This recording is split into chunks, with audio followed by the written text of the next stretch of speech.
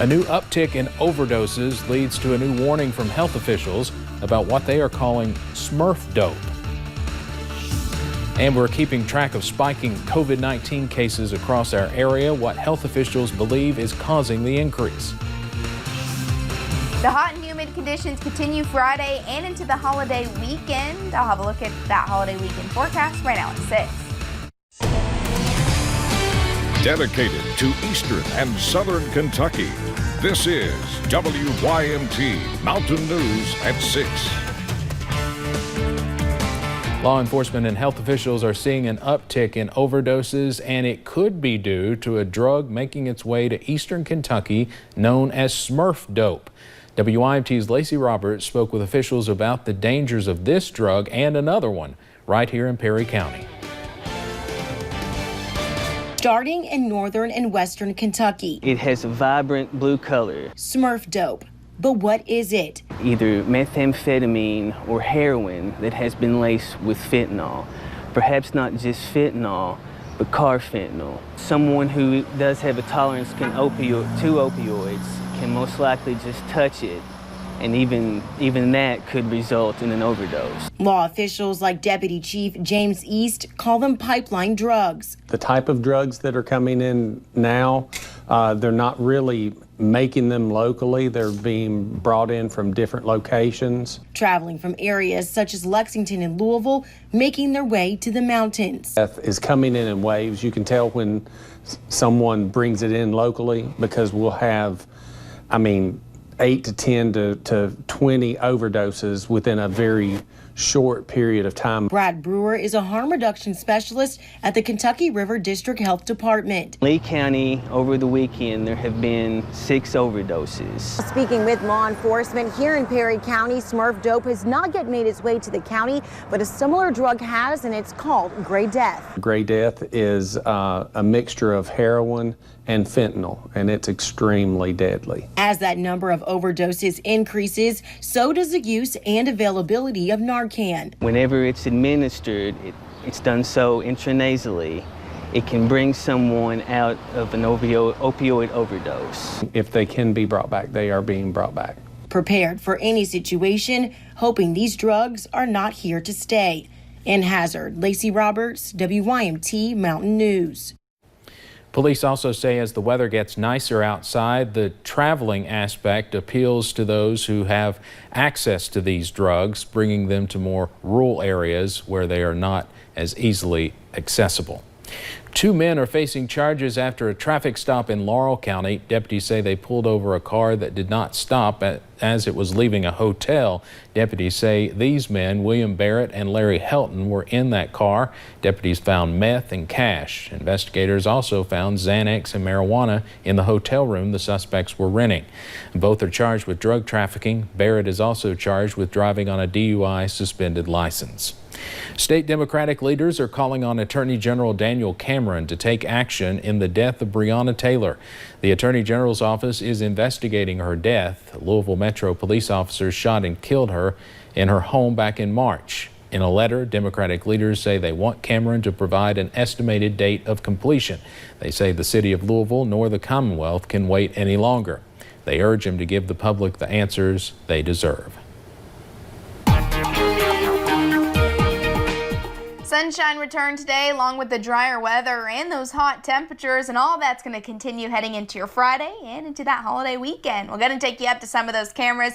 As we look over into Buffalo Mountain, you're seeing the Buffalo Mountain camera cannot speak today. You can see the beautiful blue skies, few clouds here and there, but they're really starting to move out of here. We saw a few more clouds earlier today. 85 right now in Jackson, but feeling like 87.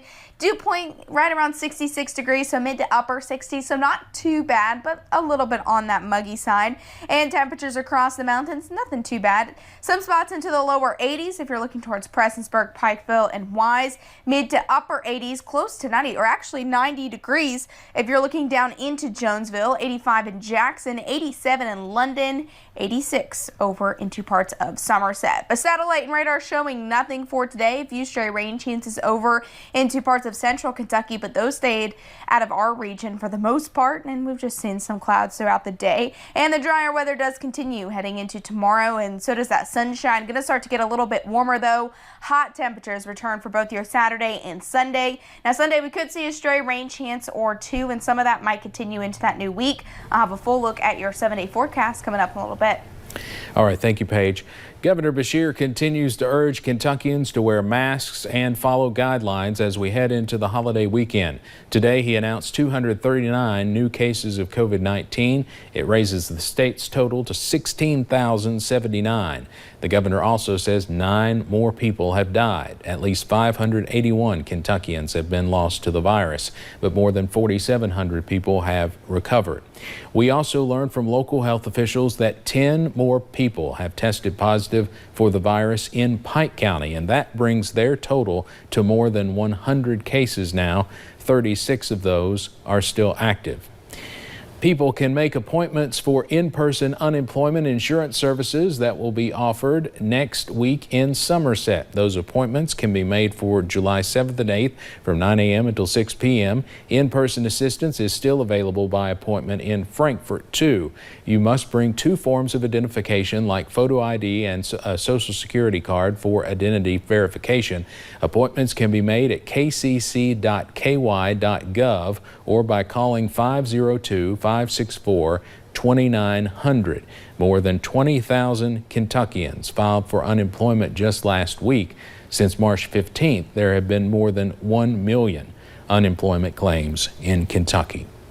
For the last few weeks, we have seen spikes of COVID-19 cases in several of our counties. Laurel County has seen one of the biggest spikes as they now have more than 140 cases.